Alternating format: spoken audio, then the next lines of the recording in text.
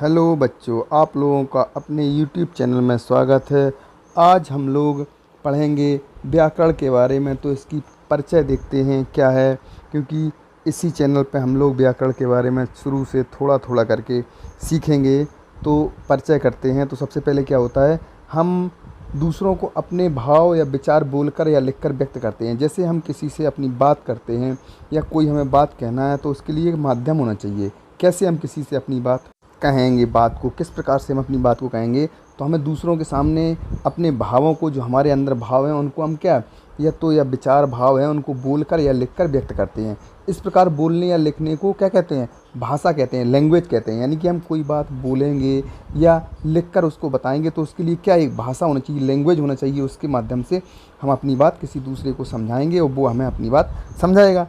किसी भाषा के नियमों का वह संग्रह जो भाषा को शुद्ध रूप से बोलने या लिखने का ज्ञान कराता है। तो जैसे हमें अब बोलकर या लिखकर कोई बात कहना है, तो उसके लिए भी क्या है, एक शुद्धता होनी चाहिए, एक मानक होना चाहिए। उसको क्या कहते हैं, उसको हम कहते हैं व्याकरण, ग्रामर कहते हैं। लिखने का और बोलने का जो नियम होते हैं, उनको हम क्या कहते हैं, व्याकरण कहते हैं।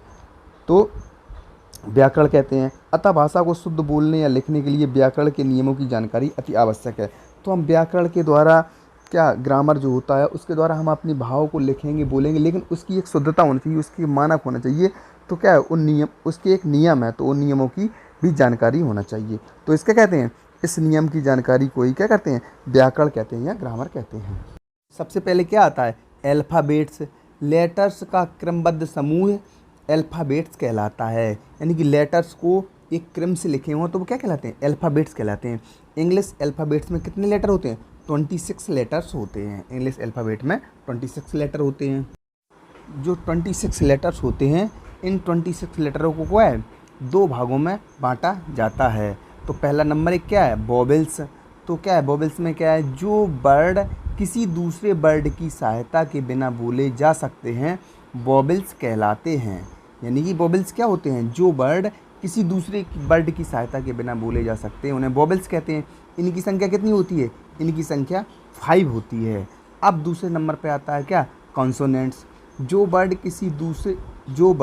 दूसरे वर्डों की सहायता से बोले जाते हैं। यानी कि उनमें क्या था, वोवेल्स में जो वर्ड किसी दूसरे वर्ड की सहायता के बिना बोले जा सकते थे, लेकिन कॉन्सोनेंट में क्या है, जो वर्ड दूसरे वर्डों की सहायता से बोले जाते हैं, कॉन्सोनेंट कहलाते हैं।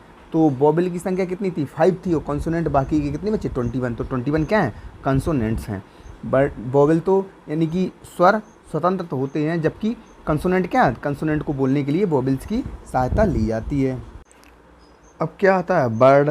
तो वर्ड क्या है, लेटर्स का ऐसा ग्रुप जिसका कोई अर्थ हो, वर्ड कहलाता है। यानी कि जो लेटर्स दिए हैं उनका अर्थ निकलना चाहिए, उसको क्या कहेंगे, उसको वर्ड कहेंगे। जैसे कि एग्जाम्पल दिया है, जैसे बॉय है, फ्लावर्स है, स्कूल है, माउंटेन है आदि। तो ये सब क्या है, ये वर्ड हैं, क्योंकि ये लेटर्स का एक समूह है और उसका अर्थ भी निकल रहा है। बिना अर्थ के जो समूह होता है, यानी कि जो वर्ड दिए हैं लेकिन उनका कोई अर्थ नहीं निकलता है, तो उनको क्या है, उनको वर्ड नहीं कहते हैं। जैसे इसमें दिया है OYB लेटर्स का ग्रुप है, किंतु इसका कोई अर्थ नहीं है, तो इसको क्या है, वर्ड नहीं कहेंगे। अगला क्या है, पार्ट्स ऑफ स्पीच, यानी कि शब्दों के भेद। तो वर्ड्स को उनके प्रयोग के अनुसार 8 वर्गों में विभाजित किया जाता है। शब्दों के इन वर्गों को पार्ट्स ऑफ स्पीच कहते हैं। यानी कि जो वर्ड्स हैं उनको प्रयोग के अनुसार 8 वर्गों में क्या विभाजित किया गया है। इसको सब मिला क्या कहते हैं, पार्ट ऑफ स्पीच